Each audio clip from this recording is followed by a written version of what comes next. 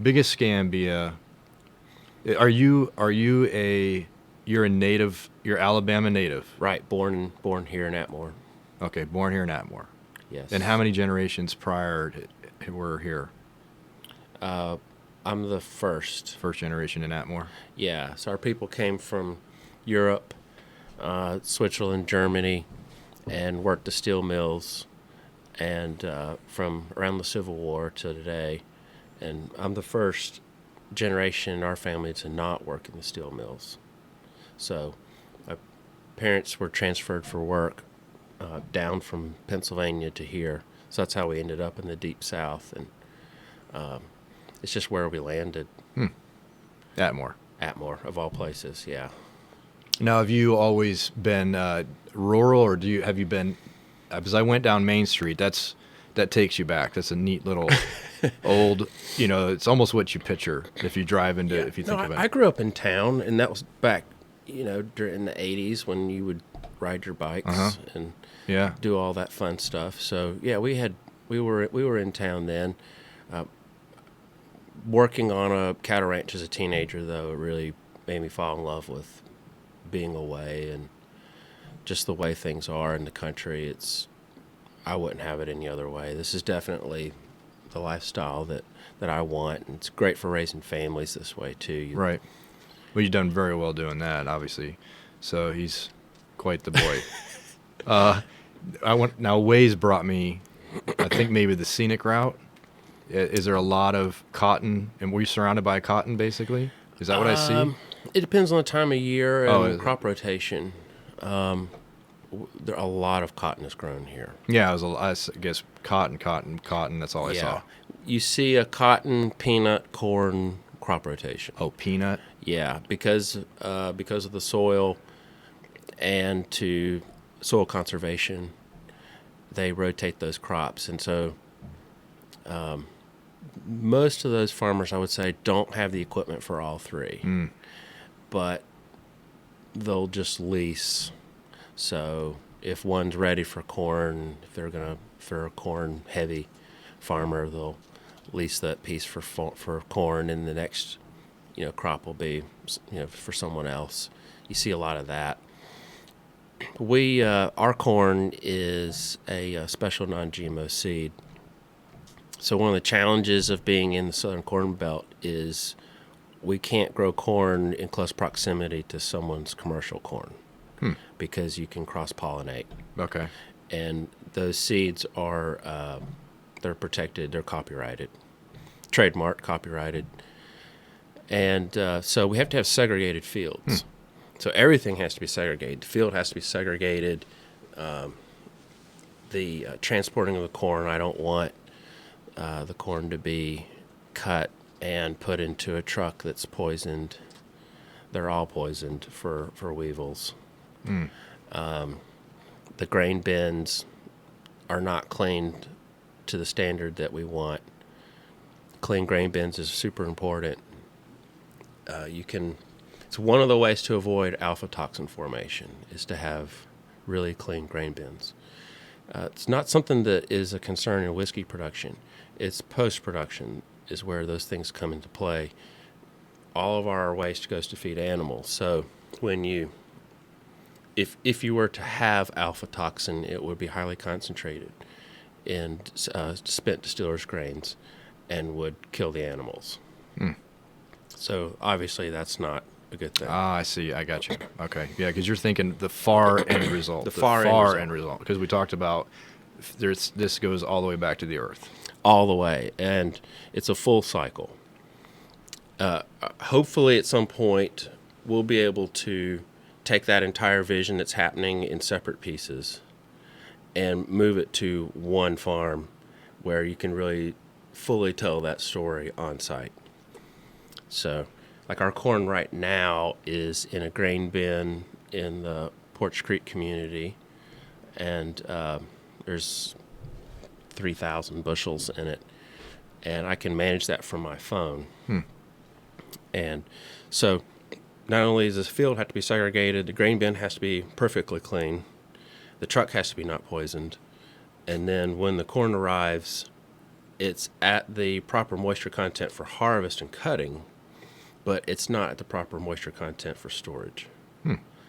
And if you have too much moisture, the weevils will eat it. And of course, I just told you we didn't poison them because I don't want to drink poison.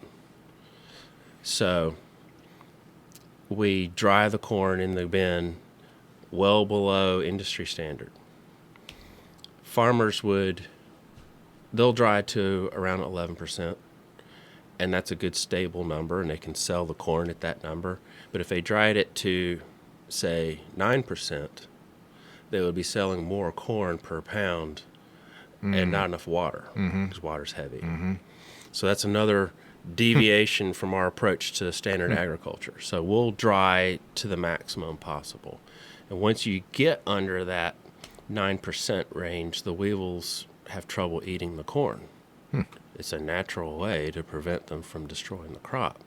Pretty cool. The other thing that we do is under 60 degrees, the weevils become dormant. So we get these cold fronts that come through. So you dry it to the maximum extent possible upon harvest, and then it sits, and then the weather changes, and you start getting cold fronts. So we had that huge freeze a couple of weeks ago or a month ago or whenever that was. The whole country just was getting hammered. Yeah. It was freezing here for like 40 hours, which basically never happens. It actually caused a lot of trouble. But one of the good parts about it was I was able to run the blower. So I was able to blow 20-degree air into the bin, and it's like this giant ice cube. So you can refrigerate that thing down. It'll stay cold for 4, 5, 6 months. If you were to pull that grain out of that bin in the summertime, the auger would be dripping water like the side of a glass because the corn's so cold. Holy moly. So when we do pull it out, it goes and gets cleaned and bagged and palletized. And we bring it here, and it's put into a oxygen-deprived environment. It's a very safe way to kill anything that's alive in that storage facility. You have to be careful because of people and things like that. So you have to put signs up and go through all these steps. But put it in an oxygen-deprived environment, and then it is refrigerated below 60 degrees. So you have a situation where the weevils should be dead or dormant at every step without having to poison them. And are they just larvae, though? Are they just larvae waiting to... Oh, no, they're crawling around just... They're in it. Oh, they're eating like... They're crazy. They're like... Yeah, they're very aggressive. Wow. So it's a way to manage the pest without using any of the traditional approaches. Chemicals. Right. And does it make the whiskey better? No, probably. It just makes me feel better, Because you like your product. I want to do it the way I want to do it. I don't really care if it makes a difference. It makes a difference to me, so that's good enough. And this corn, it's a very bready corn in distillate form and in corn form. It's not grassy and bitter like a lot of the corns are. So it makes a very bready spirit, which is a beautiful base to then layer flavors on top of. So the inspiration for this mash bill, this is a 6-grain mash bill, which is a common one for us, is based on the oatmeal stout. Oatmeal stout, I like oatmeal stout. It's creamy, kind of coats the palate. Roasted malt, so it's dark, and you get a lot of dark flavors in dark roasted malts. So that was the inspiration. So you have your Alabama corn, you have rye from Canada, from the baking industry, and from there it goes straight to oat. So it's 12% oat. It'd be considered high oat if there was such a thing. And then from there you have 3 roasted malts. So 6 grains total. And you get the coffee and sort of chocolate notes come from the roasted malts, which we have here is one that I have char in mind because we just thiefed it out. And it smells amazing.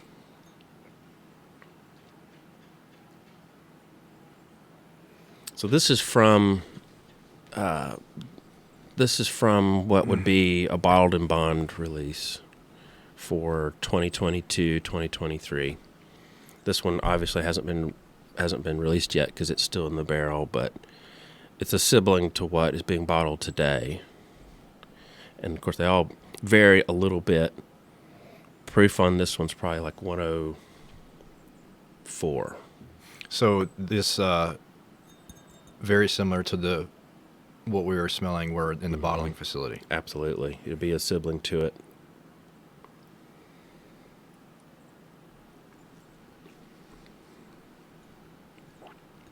It's oily.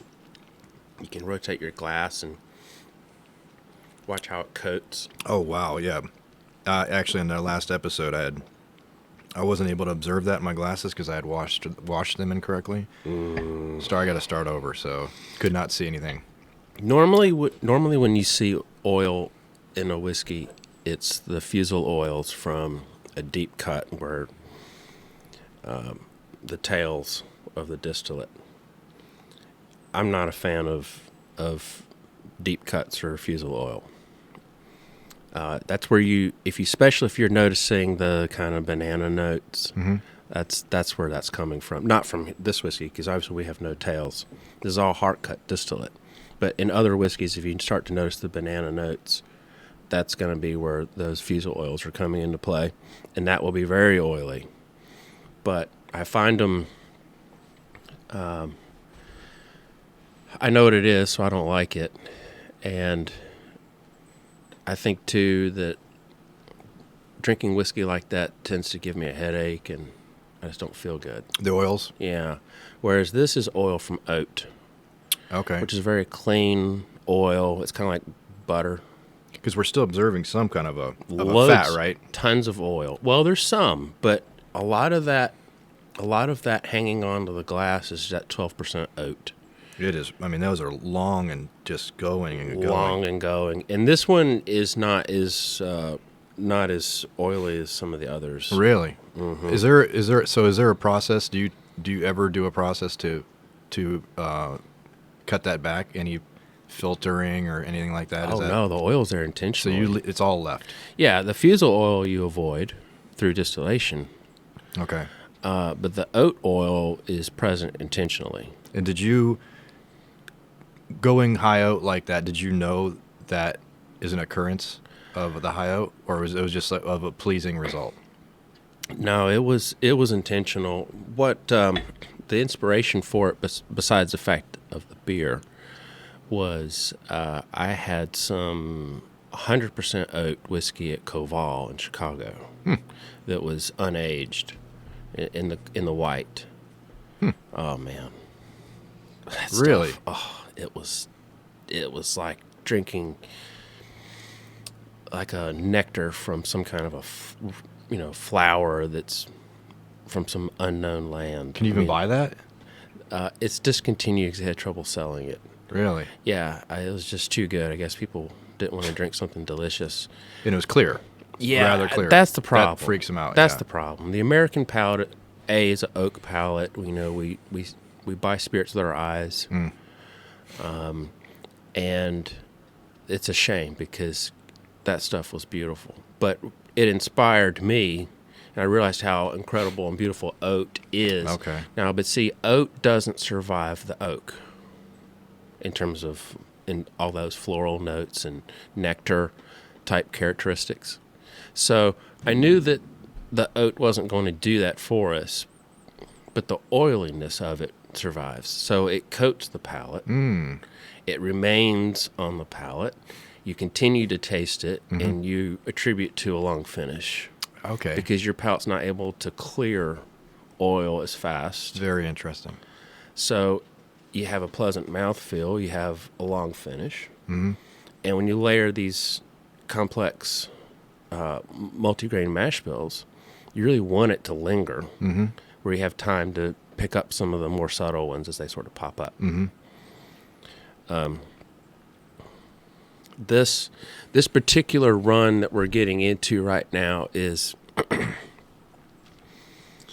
it's producing a lot of citrus. The one we're bottling today, it smells very strongly of oranges, and there's definitely some orange peel going on in this. Yeah, you got the caramel and do you sense the chocolate like we sensed out there? Not as much in this barrel as I did the previous one. Yeah. Vanilla, right? Loads of vanilla. Loads of vanilla. Yeah, loads of vanilla. A little bit of maybe a little bit of the cinnamon on the nose. It's this orange, vanilla, cinnamon. A good orange chocolate. Yeah. You can have that go the wrong way, and this has not gone the wrong way. This is just absolutely amazing. It's effervescent a little bit. Our rye is that way. It's very, which isn't released obviously, but it's just a whiskey that people are just going to sit and smell. And that on the taste on this one, compared to you've had plenty of samples of the bottle and bond that's going in the bottles now. What is this very similar to that one? Cinnamon and Vanilla, oak, lots of oak. And then a good oak. Yeah, A sweet oak. it is sweet. There's a lot of sweetness in this. Yeah. That is my preference. It always has been. Yeah. I lean towards that. I do too. And if you take your glass when it's empty, and you just kind of let it kind of chill out, and then come back to it and smell it, you can really get the chocolate. And this one's not as chocolatey as some of the other ones, but sometimes it's like a chocolate bar. But on the finish, if you think about it, It's still there. Yeah. I mean, your finish goes for a while. It really right? runs. And it's not it doesn't just drop you off a cliff finish. It's actually a nice off the ramp, take you out, and it's still there. I'm still have the flavors right now. They're not even gone. And that's the oat. It's the oak holding it in Yeah, there. oat does it. That's amazing. Yeah, it's a totally different mouthfeel in the rye because our rye doesn't have oat. I don't know why I did that, but Yes, well, that was the one.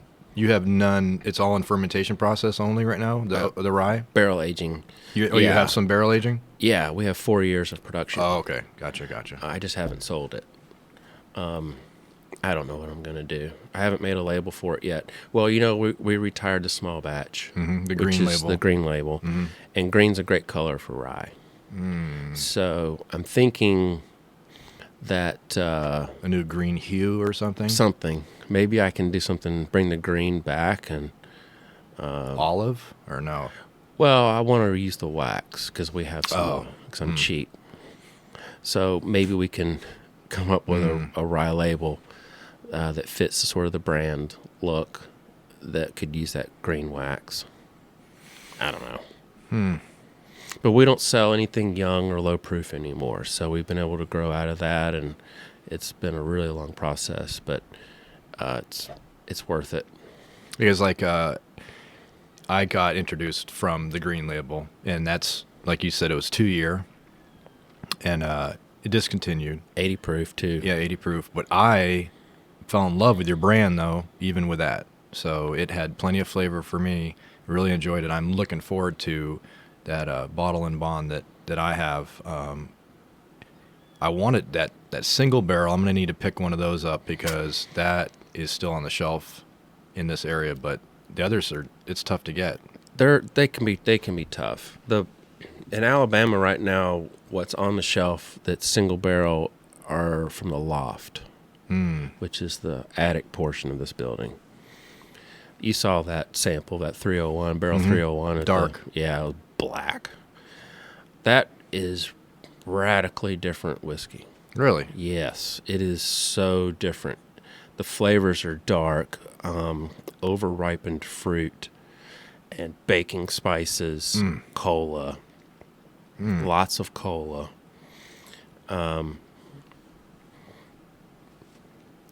It's the same whiskey, it's the same barrels, it's just more heat. So it's 130 degrees there in the summer plus. The new rickhouse, the second one, is 150s in the top. And then the new one will be similar because the design's similar. Having those new buildings black really makes them hot. Oh, I wonder. I was going to ask you about the color. Yeah. Yeah, well, they're going to turn black anyway, so. Plus, they look cool. They look really cool. I enjoyed watching that go up on Instagram. That was cool. Really neat. Yeah, we'll show more of that soon. We'll probably putting rye in the new one first. We've got a bunch of rye going into barrels. We're in rye production, and that'll wrap up when we hit our production goals for rye, and then we'll switch to bourbon and run bourbon the rest of the year. It's normal. That rye, is it going to have any sweetness to it? What's going to happen with that? What do we have to expect with that rye? Is it going to be just a spice or? No, I don't like spicy ryes. It's going to be a fun rye. Well, the ryes that I really liked was like the old wax top Willets. Never had it, so yeah. I wish I knew. Oh man, it's crazy. Yeah. Yeah. Hopefully you get the chance to try that stuff, especially the big age statement ones, the ones up in the 17 to 20 year range. My. I think that came from MGP, but it had this sort of mint pickle juice thing going on. And it doesn't sound good the way I described it, but it's just incredible whiskey. Did you think that yours is going to somehow, you think it's going to, fashioned it that way? Yeah. That was the idea. Yeah? So because I had all the ryes that I didn't like because they're bitter and grassy. And I think that spiciness is coming from, when I did testing. You're liking it? When I did testing that I didn't like, it was low quality grains. Stuff that should feed to a horse. And it gave me those grassy, bitter notes that are spicy that I was like, I don't like that at all. And I noticed it in XYZ brands. I'm like, no, I don't. It's just not my thing. And I love this one. I love the Wilderness Trails rye. Oh, yeah? Yeah, I really like that a lot. Let's go and try that, yeah. Yeah, it's really, really good. Really good. Extremely excellent. So when I was playing around with these ryes and I found one from the baking industry, which makes sense, from like a chef perspective, which I'm not, but they all tell you, don't cook with a wine you wouldn't drink. If you wouldn't eat it, why would you?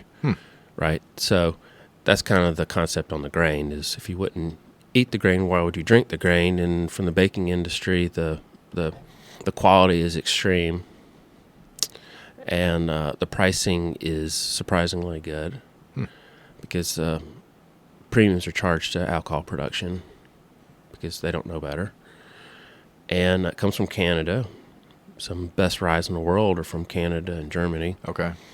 They just have the seasons and the climate for it, and the soils and everything else. So I found that rye, and when I made a test with it, it came off the still as mint. I'm like, okay, this is it. Really? Mint. Straight up mint. It's just strong mint. I'm like, wow, this is great. So I wanted a high corn rye because I wanted it to be able to survive the oak. So plus I'm fond of our corn situation. Plus I have a lot of it. So I made a high corn mash bill, and then I added our roasted malt to it, which gives it a chocolate note. And you end up with mint chocolate. So you're right on the track of So that's that's young mint chocolate. And then as it's in the oak, that begins to change and become. Well, I remember I was watching one of them. It was junior mints, and then it became eucalyptus, and then it just kept evolving from there. It's really interesting. The barrels that I really like right now are the Independent Stave No. 4 chars with our rye in them. And those are in the first new rack? Some of them are in here. For in here, yeah? Yeah, if you remind me, we can taste some. Okay. But it's the nose is like orange candy. Really? Yeah, strong, sweet smell. Nothing like this. No, No. totally different. You wouldn't even believe it came from the same place. And flavor's really good too. I'm very excited about that rye. It's going to be awesome. But all of our stuff that's in the Independent Stave barrels is sweet. So this one is in this one's finishing in a No. 1 toast. Sorry, No. 1 char custom toast. Okay. From Independent Stave. Mm-hmm. And a lot of that sweetness is coming from, and I don't know what magic they have up their sleeve, but those barrels do produce a very sweet whiskey. Amazing. And it's subtle too. It's a real, it's prominent but delicate, whereas like we're fond of the Kelvin Heavy Toast No. 3 chars for bourbon. A lot of our single barrels, in fact, this won't hold up forever, but basically all the brown labels are coming from and have come from the Heavy Toast No. 3 char Kelvins. Okay. And that is a very big, powerful oak flavor. So you need a 6-grain whiskey's got enough layers to it that it can survive a really dominating oak. If we did like a really basic, if we did a basic mash bill that's just all corn and maybe a little malt or something, it would just get dominated by that oak. And I think it's because really it's our climate has a lot to do with it. I think the mash bill needs certain things in order to stand up, because we can't produce the age statements that they can in Kentucky. I mean, a 10-year-old bourbon here would just be an oak stick. It would be undrinkable probably. Unless I decided from the get-go that I wanted to do it, and then I would age it at the bottom of the rickhouse or make something cooler so that it could survive. But I don't know, what's the point? Is that better whiskey? If that made better whiskey, I would probably do it. Yeah, because you have a tremendous amount of patience. After talking with you, I sense that. And you have been doing this since 20... we're in our 10th year. Okay. So you're on your 10th year. Yeah. Because we're about to start our 10th year. Okay. In a couple months. So we're at the end of the 9th year. That first barrel of bourbon, because there was a lot of growing pains in the beginning, and I wasn't even going to make bourbon in the beginning. So that first barrel is June 6, 2015. Because barrel 1 is in this... It's in this building. Behind us, yeah. The first barrel of bourbon made in Alabama history. That's the one I showed you. It's not any good. You ever sample it? Yeah, it's garbage. Is it like half full still, or what is that? What do you think's left in there? Is it? No, it's not garbage because of the fill level. It's just garbage because it was all of the testing and yeah. And yeah, I mean, you're not going to be good at something right off the bat. No. Let's see if this. Yeah. Here. Oh, the chocolate? Yeah. Oh man. Once you give it is like pure piece of chocolate. once you give that ethanol a chance to evaporate away, the oil that remains, It's almost like an air freshener from like a country store or something. it's so crazy. Wow. Potpourri, a lot of potpourri. Yeah. Yeah. Yeah. It's I just know. staying in there. Yeah. Isn't that wild? I need some more. Samuel, can you put me up? Yeah, the nose. I wasn't really going for that, but I really like the fact that the noses are crazy on these whiskeys. Oh, it's the nosing. It's a really good thing you did because, these glasses, nosing, it is on such a trend. People are getting the full package now, or understanding how to enjoy their bourbon, and without that nose, oh man, they're critical. So that was a really, really good move. It's that complicated mash bill. Is that too much noise? No, Okay. no. So for the Alabama customers, this is soon to be February 2023. There's a barrel that is in the state warehouse being distributed to stores. That's a 62-month-old brown label with Single barrel brown label. Okay. single barrel cask strength, and I don't remember the proof, but it's 2 decimal places. The proof is 2 decimal places, like 0.12 or something like that, or 2.1. I don't know. It's 2 decimal places, so there's 4 numbers.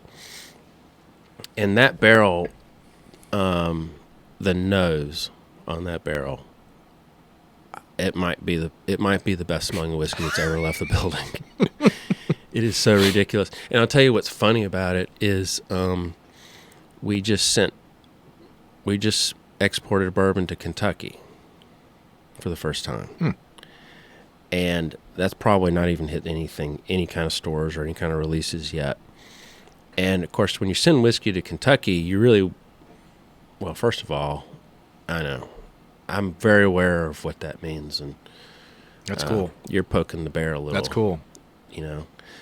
But the barrel next to the one that I bottled for Kentucky was this one, the one with the nose, the crazy nose. I'm like, golly, if I could have just go back in time and sent this one to Kentucky, it really kind of show off a little bit. But that's fine. Are there more in one of the rickhouses that are going to be on par with that? There are? Yes. Okay. It's siblinged. It's very heavily siblinged, and it's from a place in the rickhouse that has a pattern. Oh. Yes. The first and second bottom bond releases came from this exact row. And the 72-month, the 6-year-old that we released came from this row. Those barrels have turned over. These are the barrels that replaced them. These barrels were relocated, so they were older when they got there. And it's pretty magical. The way the sun moves here in the summer and the way that it kind of arches around. Thank you. Wow, that's healthy. You want a little extra? Yes, sir.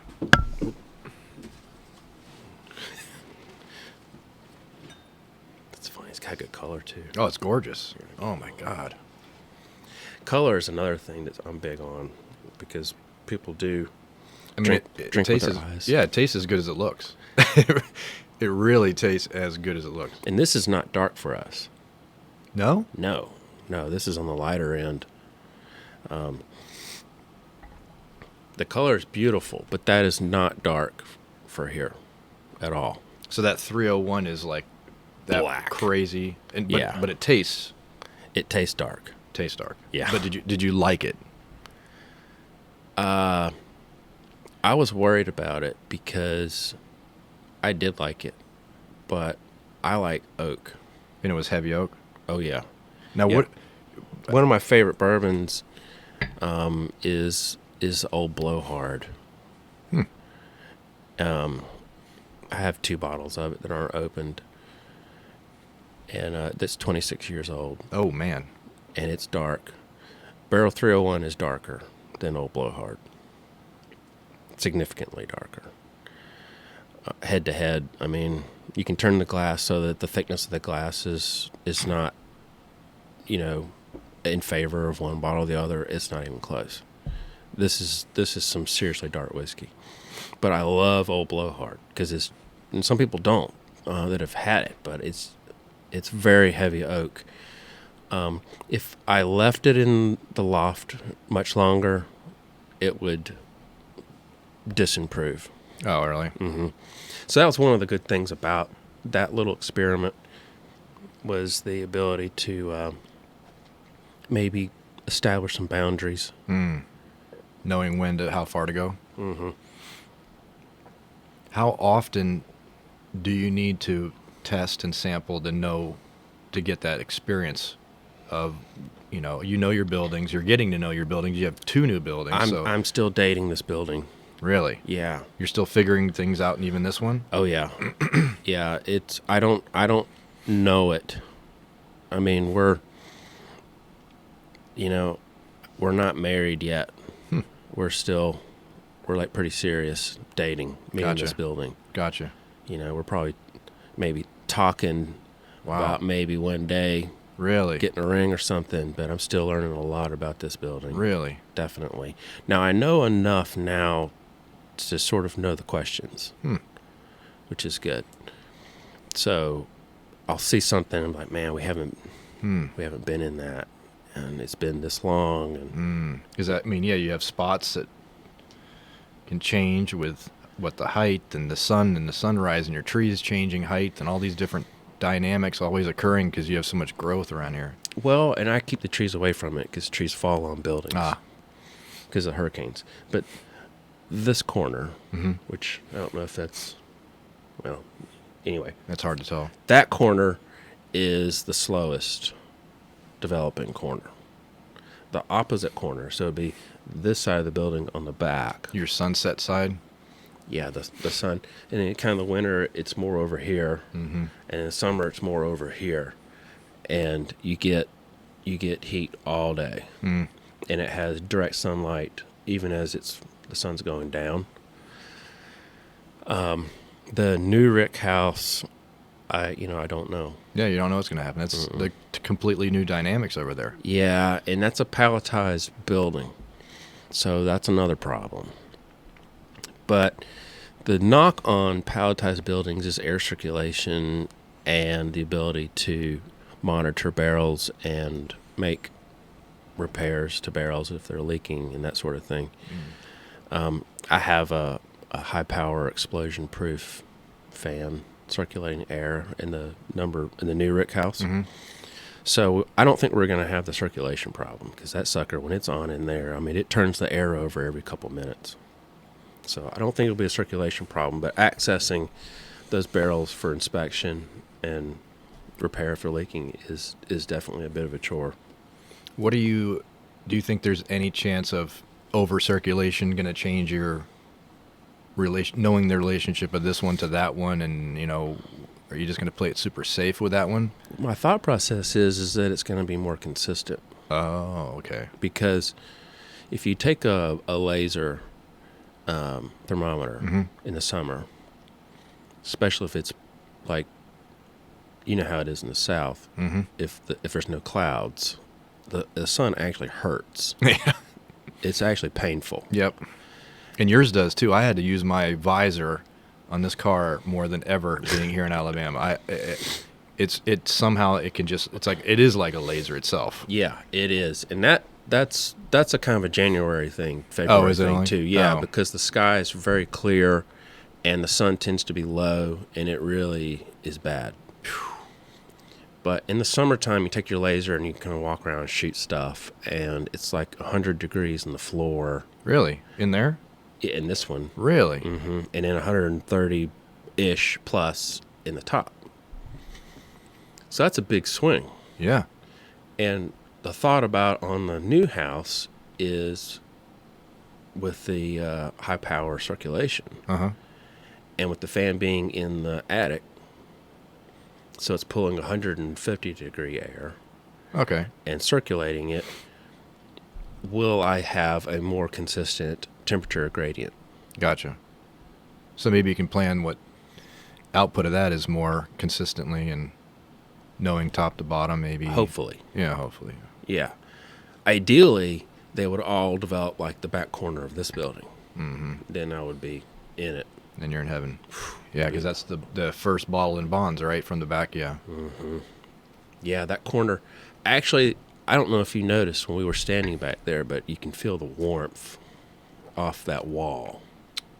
I noticed it because I'm not wearing sleeves. Well, the roll-up went up. The roll-up door went up, and it kind of that killed it. Yeah, that killed it, yeah. But you can really feel the sun mm-hmm. Beating down there, Mm-hmm. even at this late hour. Probably not as much now.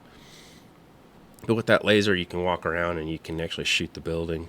So when I was in the new building, I would shoot certain walls and certain places of the ceiling, and just to try to learn. You document it?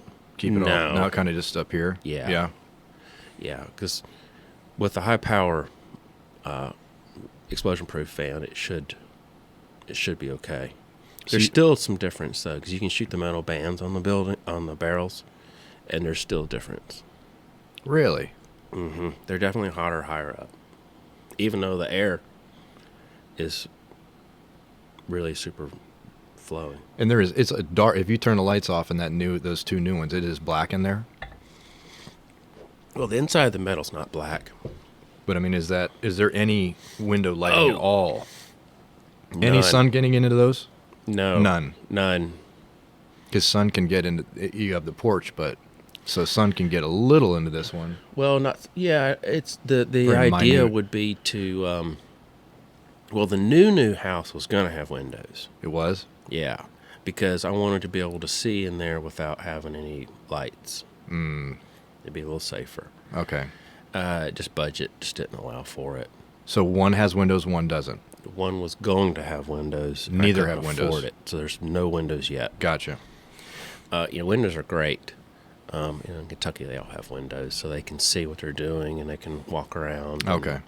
Yeah. And they open and close them supposedly, but we wouldn't do that here, most likely.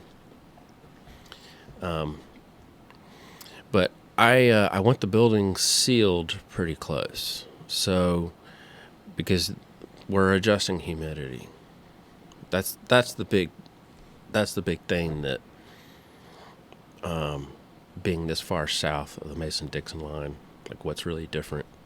You can't not adjust humidity. You have to pay attention to humidity and you have to account for it, because whiskey has a very narrow range of moisture content in the air that it wants, and the proof will change. The direction of the proof will change in the barrel. So if the air's too wet,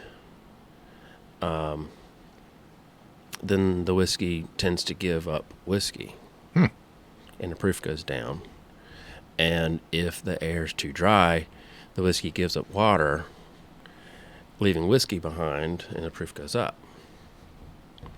So by adjusting the humidity, you can actually adjust the direction of the barrel. And within that, it varies by cooperage, which is crazy. Some of the cooperages, for whatever reason, I don't know, but it's definitely by cooperage. Due to maybe their tolerances, tighter tolerances. Air curing times, where the trees they're getting them from. I have no idea.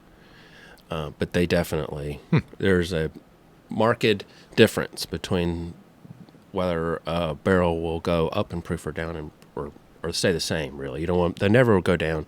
You don't want them to go down because it becomes sort of flabby. So you want the proof the same or increasing. And the new rickhouses all have, we're all using the same barrels now. Is that what's going on? All the same barrel? Yep. Yeah, so we'll see. You got that magic. Yeah. Some of the whiskey in the new house is better than the whiskey in the original house. But none of it has left the building. So I think from a trajectory standpoint, I think we're going to be okay. I think that design is going to work. it's just not. I don't know. I mean, the traditional rickhouse is the way to go. This is really not that traditional because I can't put a racker. The aisles are too narrow. Never really envisioned the need for it. But what they call a patent house, the original rickhouses like in Kentucky, that's definitely the way to go. Mm. With the 3 rows and the rackers and the wide aisles, and you can get in there and work, and you can fix stuff, and so it's a real challenge in this building. Is the environment and weather in this area, are your barrels, you have a leak, do they usually hold up, not leaking, and you have to fix them all the time, leaking? And yeah, they leak. They do, like the temperatures change things, and sometimes that's the case. One of the things that I've observed here that I haven't heard anyone ever talk about is barrels that you always hear about barrels being under pressure. Under pressure? Yeah, that they have a lot of pressure in them. Okay. But I've never heard anyone talk about barrels being under a vacuum. Huh. And we find barrels under vacuum. That's when you're popping. No, they're a vacuum. Where it's a strong, powerful vacuum, where you drill a hole in the barrel to pull a sample and nothing comes out. And you have that little panic moment where you think it's empty. Yeah. What, you got to wait for it to equalize? You blow air in the hole. Really? Yeah, you blow start the barrel, and then it'll start to flow once you get enough air into it. Wow. That's pretty wild. I know. When did that happen the first time? Do you remember that? I remember it well. I panicked. I was like, shit, this is bad. Because I drilled at the bottom, So I'm like, this whole barrel's empty. Well, it wasn't. And I heard a gurgling sound. I'm like, wow, is this thing under vacuum? And I blew air into it, and it just went shooting. That's whiskey. all it needed. Yeah. That's all it needed. It was crazy. I got a mouthful of whiskey, and yeah, that was wild. So what I think happens is, you have in the beginning you have a full barrel, and then the oak absorbs some of the whiskey, right? And it gets saturated from the inside. And then you get one of these extreme temperature situations where it's sustained. It takes about 2 weeks for the ambient air temperature to reach the center of a whiskey barrel. How long? 2 weeks. 2 weeks. Right. So that sort of rapid temperature change things, you'd have to be really careful about that, or it wouldn't do anything. So, but it gets hot here, and it stays hot for a really long time. So I've been here when it was hot too. Yeah. And they do go under extreme pressure, positive pressure. But then, when that cycle's complete and there is cooling, the air is not getting back in some of these barrels, and they form a vacuum. So it makes perfect sense. Like if you're emptying a tank and you don't vent the tank, there's no vent. The atmosphere will crush the tank. Yeah, there's no vent. Right? There's a cool video on YouTube of this rail car being dumped without a vent on purpose. And it's pretty spectacular when it collapses. It's like a invisible giant just steps on it. That was really cool. People should look that up. That factor, does that make any of these bands loose or anything like that? Do you notice these things? Mm-mm. No? Not enough like that? Mm-mm. No, we don't have any band issues. When they're empty, if you put the bung back in, the bands will stay tight. But if you leave the bung out, it will eventually dry the inside of the wood and shrink. And then you get loose bands. Like this barrel we have. You notice this had loose bands on it. This little one here that we're just screwing around with. This one's on display at the porch. Yeah, our buddy got one from Benchmark. Brought it home, and his friend made a custom top so you could see through to see the head. Cool. For his wedding. and then it dried, and the bands went ding, ding, ding, ding, and then and then then that guy that made the top, he had to make a thing to keep the staves, and yeah, because we're Florida, it's kind of humidity thing, so That's tough.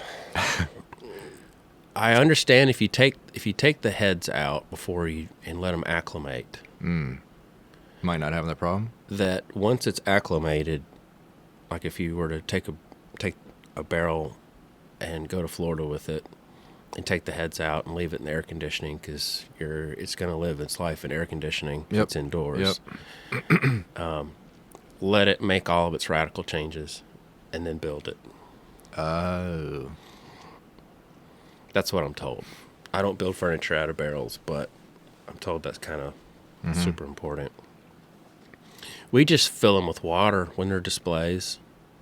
We just fill them with water and Keep them hydrated. yeah, you just put the bands back on, and we have hoop drivers and all that sort of thing for barrel repairs, and we just drive those on and then fill it with water and let it soak overnight. Dump the water out, and it's back to 100% again. So this barrel's been out here since. It's probably been in floods probably 5 or 6 times. It's had a really hard life. This one looks like it might have been on Noah's Ark. It's Well, we're in the floodplain, so you can see like. See Oh, that man. line right Oh, there? man. See that one? yeah. Yeah. Those are floods. Oh man. Those aren't even bad ones. These are normal ones. So Wow. this, I know, isn't that terrible? That's actually And you can see it on the screen too. Sometimes. that's why you guys stilt everything. Okay, gotcha. Yeah, Gotcha. Big Escambia Creek is right there, Okay. and sometimes it is right here. Wow, that is a major difference. Yeah, so that's why the whiskey's all raised up. Okay, because I didn't know if that technique was I need room to put those into those empty spots, but you have those empty spots for a reason because you don't need that being risked. Right. Gotcha. You wouldn't want whiskey barrels in a flood. No, I wouldn't sleep at night. One and yeah, All right, with the new rickhouses, is that elevation a little higher? the raised slabs So we're not worried about, because I did notice those slabs are really tall. Yeah, are really tall. So we don't have to worry about that. Not at all. You'll have barrels all the way down to almost the ground on that All one? the way to the ground. Okay. Yeah. In fact, I'll show you. There's a flood. We had a flood with the new rickhouse when it existed, Oh, yeah? and I marked it. Didn't mess No. anything up. No, it's got another 3 feet before Nice. it. Yeah. And if it actually can't get that high, because when the water comes up, it has to go out. Mm-hmm. And it could, Plenty of out. it would just go for miles. Yeah, there's plenty of out. Yeah. So, and that's the 500-year flood that we had. This building was here, and the water was halfway through that window. Holy smokes. Yeah. Yeah, That- you're on like a little bit. There's a little bit of a basin. A little bit of a basin right here. Yeah. It's almost 300 feet elevation change from here to the pavement. Okay. Wow. It's a big difference. So in the wintertime, it gets really cold here. It'll be 4 or 5 degrees difference here than it is Back out there. Mm-hmm. Cold air settles down in this little valley here. It doesn't settle in the summer. We don't get that benefit in the summertime. In the wintertime, it does get colder here. You can feel the cold air coming in right now. Oh, it's phenomenal. I bet you're cold. Yeah. I'm dressed for this. I'm dressed for the gym, not for sitting in the shade drinking whiskey. But Did you want to smoke cigars, or you want to? Yeah, you'll do. Yeah, I think we should. yeah.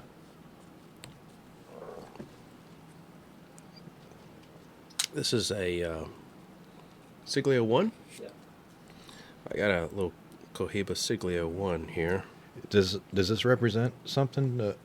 That's the year code. Oh, Month. Yes. so we got a box code is what, OTA? Yeah, it's a February 12. 2012. Yeah. Okay. It's a 10-year-old cigar. Jose Piedra. I have no clue. I don't smoke them.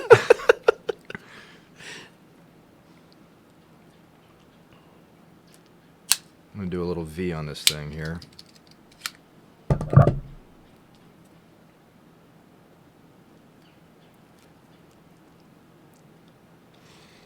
And I'm going to close the rickhouse too. Okay. Actually, you do it. You want a light? No, I got one. Just close the door for me. To the extent that you can. This thing has been misbehaving here. There you go. Route here.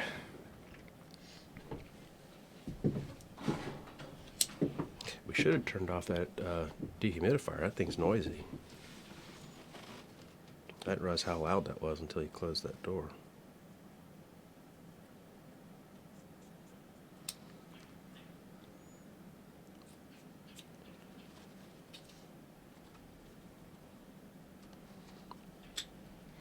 You know how some of the distillers, I'll see them drill a hole or something in their barrels and then put a little tiny,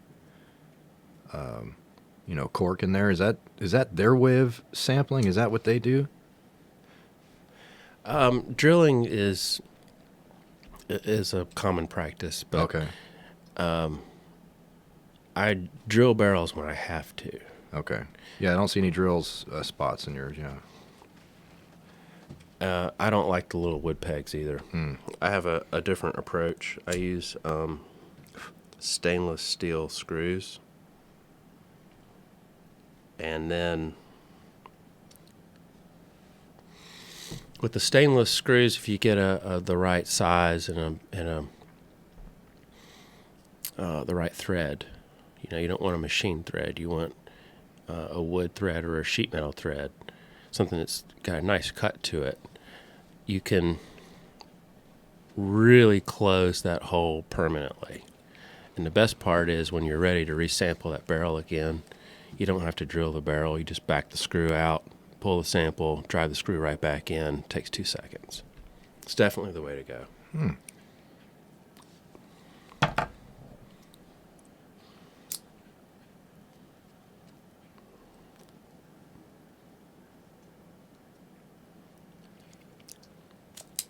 This has a great taste. It's like popcorn. This is a great taste. Popcorn? I never had popcorn in a cigar. That's interesting. I just picked up on that, actually. If you wouldn't have said that, I did pick up on that. This one's lemon.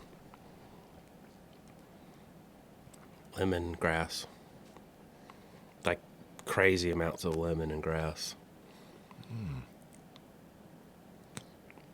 So that would be an interesting cigar with, if it's popcorn, drink it with a, Your rye? no, like something with lots of corn in it. Maybe a corn whiskey or something. We have a bourbon in here that's 100% white corn. Mm. It's one of those, oh God, this thing's so good. It's one of those experimentals. I don't know how much longer it'll be here, though. We have some barrel picking people coming, and that'll be one of the ones that people get a chance to taste. And they'll be all over it. I don't know. It's very traditional. So if you're coming here because you're attracted to some of the unique characteristics of our whiskey and the climate and the things we're doing with mash bills and such, Yeah.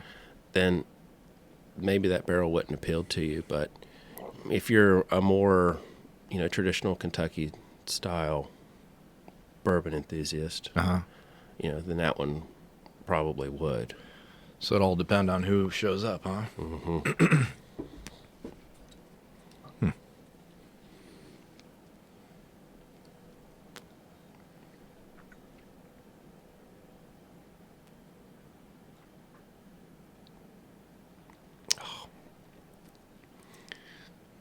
This is awesome. I'll try it with whiskey, though. I've never... This is delicious.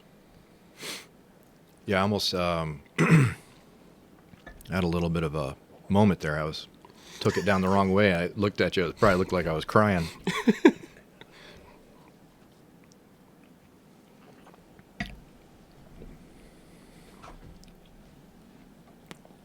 Yeah, these have got to be. This one's really from an older collection, right? You said? Yes, sir. Yeah, because this one, in that I was reading the book and they were talking about how to avoid all the weird counterfeiting and et cetera that's occurring. You know, they've had to really adjust their bands and get aggressive on band changes. And you got to know like how they roll. Because I actually think I have, studying the band on I have two Romeo and Juliets, and the coins are not very pronounced. They're not deep, the pressing. And I read that that's like a sign of, but they were from Panama. They were not from a Habano. They weren't from the Casa, no. We had a friend go to Panama and brought these back, and if they are, they did a good job, as they came in a sealed box with the. I'll give him, if they did pull a trick off on me. The easiest thing to fake is the packaging. Oh, really? Mm-hmm. That's the easiest thing, and there's a whole bunch of telltale ways to figure it out. There's certain things that are difficult to fake, and they don't go through the trouble of faking the little teensy-weensy little numerical codes that are embedded into the box labels. Okay. So if you know where to look for that, sometimes it'll be all 9s. If it's a fake, because they don't go through the trouble of making them actual numbers that correlate to a real thing.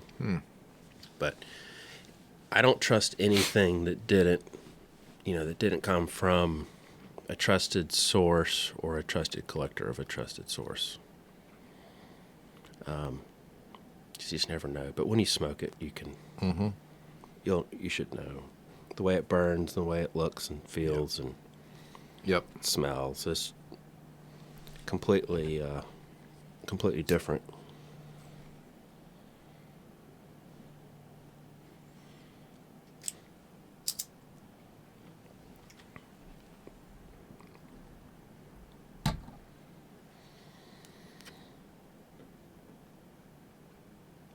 But cigars and your bourbon go right hand in hand, 100%. One of the things that really is a hallmark to me of the old world tobacco like this, that's had all this time, is the ability to retro hail full strength. And there's just no burn at all. It's smooth. It's pleasant. It's fun. It tastes good. You can retro slowly, and you get different flavors, and it's Yeah, I'm still trying to work on that. retro. Yep.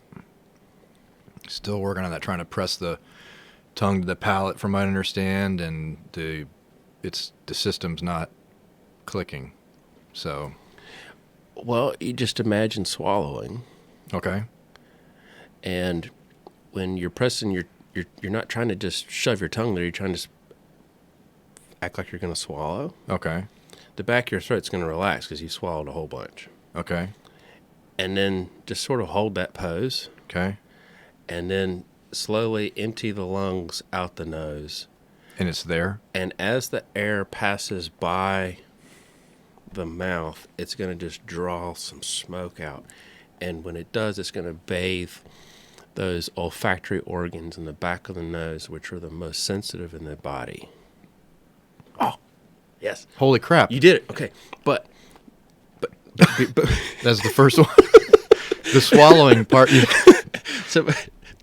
But Oh, my God. But I know the flavors are totally Yeah, it's like a mind blow. Yeah, and it has the next level of. Okay, but you got to be real gentle because those are so sensitive. And Don't overdo it. No. You're just new. You just did it for the first time. Yeah. All right. We've all had a glass of milk that we'd smell. I'm like, yeah, that's fine. And you put it in your mouth, and you're like, yeah, that's fine. And you swallow it, and you're like, nah, this is something's. This is A couple senses got tricked, but this that is one didn't like get yeah, tricked. and it's your final warning. So as soon as you swallow, it actually got to those rear olfactory organs that are the super sensitive ones. Those are the ones that they're just there to protect you. Oh. And you're like, okay, wow, I need to be super careful because, a food issue would kill you. Yeah. Oh, yeah. And there's no back. Right. Yeah, we go so far back that if without medicine, common medicine, we'd be dead. Yeah. That's right. Someone right. would hit you in the head with a rock and thought that Yeah. would make it better. Yeah. So you don't want to. You want to be careful of velocity. Okay. In my opinion, you want to be like try to do it, and I do it just blowing it out like I'm a bull. But try doing it where you just see how long you can see how slowly you can make it come out, and just as it's coming out, and you're kind of like barely letting air out, just think about what those flavors are, and you're going to find flavors in tobacco that you've never found before. And you're going to have to go back and re-smoke cigars that you like because you missed it. Oh, and you retro whiskey as well. What? Yes, very important. Because, of course, we're smoking now, but prior to smoking and your palate was in its highest point, you definitely want to be breathing out your nose and try to get those vapors from the mouth to then come out your nose and bathe those super sensitive olfactory organs, and you're going to pick up notes in whiskey that you've never noticed. So the sip, the sip goes down. Breathe out the nose, nice and slow. Okay, sip goes down, breathe out the nose. Use that retro technique with your tongue. Okay, all right. And let those vapors bathe. And I'll tell you another technique that's basically the same technique, but it's a little more silly to watch someone do. But you can find flaws in whiskey by breathing through the whiskey. So you'll put it in your mouth and look down so the whiskey is against your lips, and slowly breathe through, kind of whistles through into your lungs. And as that air is passing through the whiskey, if there's certain flaws in the whiskey, it might gas off into the air. And then when you breathe out your nose, you can detect them. And that's the sommelier type upper end Probably. picking, yeah. I know some people kind of move it around, kind of chew it front to back, hitting every part of their mouth. Oh, so good. These are delicious. Actually, there's a lot of Coke, like chocolatey. Really? These are sort of Oh, cool. symbiotic, perfect match right here. That's Yeah. awesome. And that's definitely a box. If you find that at the La Casa de Habano you'll be at soon, you should be snagging some. Do you know what size that is? It's like I'll a look it up. patella, not a lance, Principe or something He'll look it up real quick. in the 40s. It's a nice ring gauge for me. Yeah. Yeah, because you're where it's so hot that you'll just be a ball of sweat if you have too big of a cigar if you're outside, most of your season, I would imagine. Oh yeah, I'm on the porch for every one of them. Yeah. You're banished. Yeah. Well, it's funny because I had let my one humidor, my tabletop, kind of just go to the wayside, and I didn't keep taking care of it. And about October-ish, my wife came home with some new sticks for me. She goes, go out there and enjoy it, and just start relaxing on the porch with some cigars. Like, you're starting this back up. So she started this back up. The wife started me back up. Yeah. I'm trying to get her into bourbon. She's doing tequila, but I'm trying to get her into bourbon. So she likes some, but she likes old fashions with rye. But to go neat, we're still working on that. Our discontinued green label was extremely popular with new bourbon people, because it is, it's a heart cut distillate, so there's no head, so it's not burning. Okay. And because the mash bill is so complicated and you have a sort of chocolate notes, I mean, everyone loves chocolate. Mm-hmm. And had a lot of that was probably the hardest part of discontinuing the small batch, was just remembering all the customers that would write me those nice little notes saying, wives saying they can't drink bourbon, and now they can drink, have a drink with their husbands, and how how they've been able to bond over that, and she can drink her small batch, and he can drink his cask strength, and I always thought that was super cool. Well, there's a green label on our back wall, so that might end up. There you go. Let Erica have that. Mm-hmm. And then with the bonded whiskey, just with a little splash, you'd get it to 80. This is so good, though. I don't care if you're new or experienced. It doesn't matter. This is just so good. I couldn't imagine even a beginner not just absolutely loving this. Someone asked me today in town and said, "Well, what should you put your bourbon in?" I said, "A glass." Like they're thinking ice, water. Like you just put it in a glass.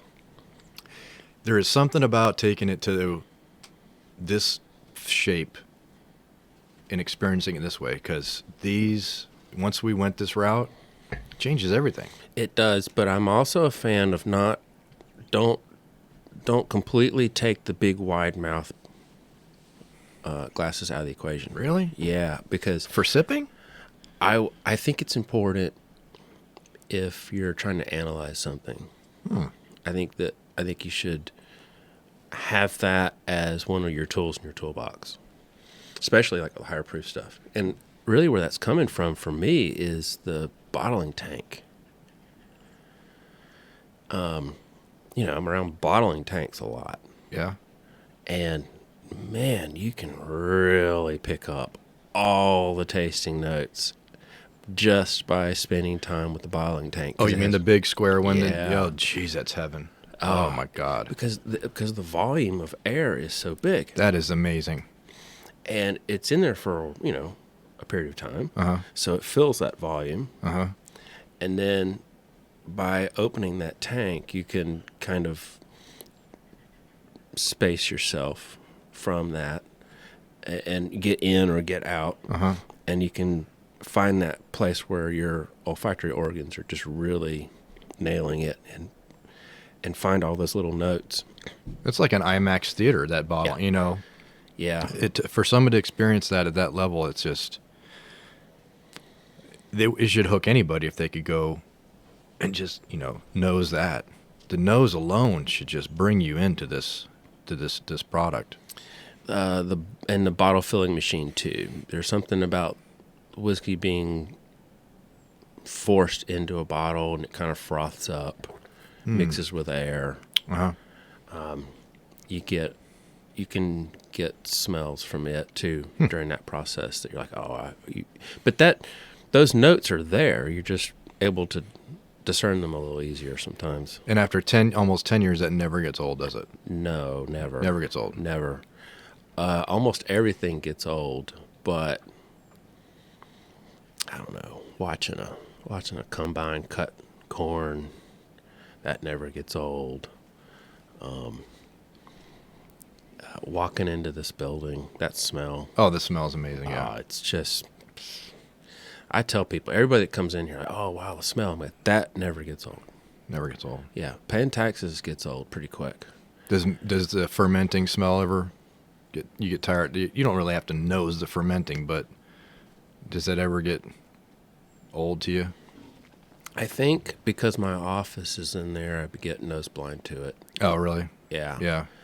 Yeah, because I don't consciously really think about it. I think, and that's another kind of tip too in tasting whiskey or anything that you want to be really particular about if you're trying to analyze it, is paying attention to your environment. Because when you taste whiskey in this building, inside this building, you can't fully trust that impression. I don't know if it's maybe psychological or maybe it's just the quantity of... Because you entered it in pleasure, you liked it in the first place. Yeah. And then you're already predisposed to maybe whatever happens in there, I'm going to be loving it. Plus you're smelling... plus you're smelling hundreds of barrels of whiskey evaporating. She might be done waxing. We might have missed that.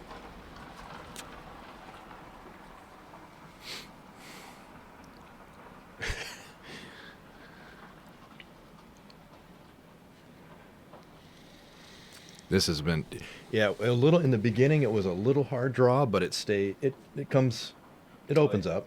Yeah, it opened up. Paid $3 for these. Why would you smoke anything else?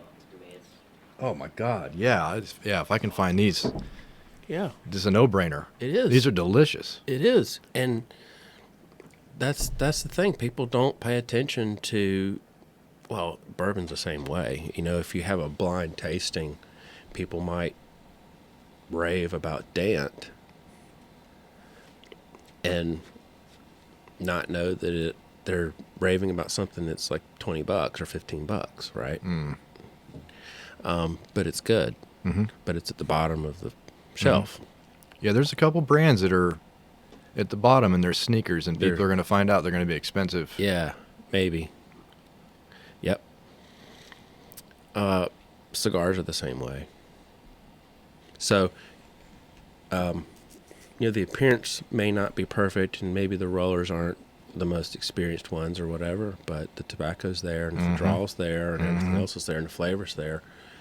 Why would you pay $40 for something when, less than $10 you can have just as much enjoyment? Oh, the pleasure, yeah. And you have that nice mascara line. I love that. Where you have that nice little mascara there. This must be long filler because it is holding up super nice. It really is. Look at that guy. That's beautiful. Stacked nickels Yeah. and brilliant white ash.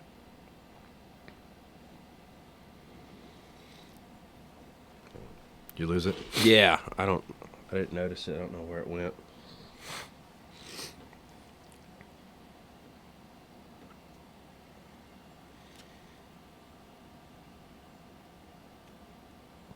You're going to have to make this the Bourbon and Cigar Departed podcast. Definitely. Man, this has been great. I really appreciate it. Oh, yeah. No, it's been a hoot. Once, I'll tell you, this might start something for you, though, because they're going to see that you're fun to talk to. Oh, Get ready. well, Get ready. I need to sell whiskey. Get ready. They're going to want to come and talk to you. Well, I'm out of whiskey.